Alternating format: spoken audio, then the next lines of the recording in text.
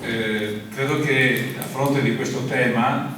ci siano tante aspettative, tante esigenze e soprattutto parecchie proteste, perché insomma è stato uno dei temi caldi di questa legislatura. Peraltro, essendomi occupato direttamente in Commissione Trasporti, Infrastrutture eccetera di questo argomento, non sono mancate insomma, le occasioni di dibattito sia all'interno della Commissione ma anche all'esterno, con assemblee, incontri, appuntamenti con i comitati, vari interlocutori, il sindacato, Ilaria, insomma sono